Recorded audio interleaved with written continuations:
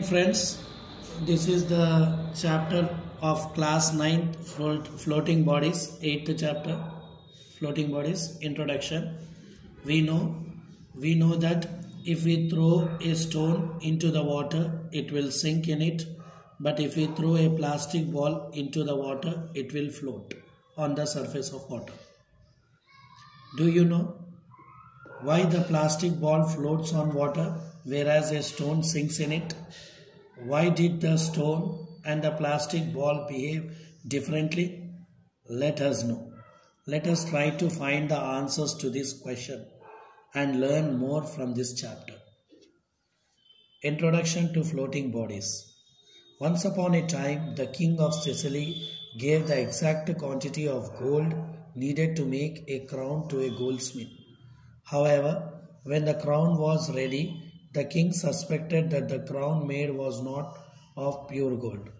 One day, Archimedes was called by the king of Sicily to investigate if he had been cheated by the goldsmith. The king asked Archimedes, who was Greek mathematician, physicist, engineer, inventor, and astronomer, to solve the problem, but there was a condition that he should not do any damage to the crown. Owing to this reason, he could not melt it down into a regularly shaped body in order to calculate its density. One day, while taking a bath, Archimedes observed that the level of water in the tub rose and overflowed as he immersed himself into the tub. He suddenly realized that how much water was displayed depended on how much of his body was immersed. He recognized that this effect could be used to determine the volume of the crown. This discovery excited him so much that he jumped out of the water tub and ran through the streets crying Eureka, which comes from the ancient Greek meaning I have found it out.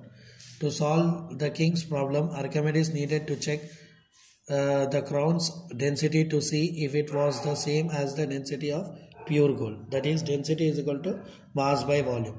Already he was aware of that density is a measure of an object mass divided by its volume. Pure gold is very dense, while silver is less dense. So if there was any silver in the crown, it would be less dense than if it were made of pure gold. But no matter what it was made of, the crown would be the same shape, which means the same volume. The mass of the crown could be calculated by the simple balance. To find the volume of the crown, he placed it in water and observed how much water was displaced.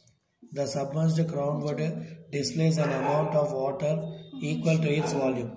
The density of the crown could be obtained by dividing the mass of the crown by the volume of water displaced. If the crown was less dense than pure gold, then the goldsmith most definitely cheated by the king.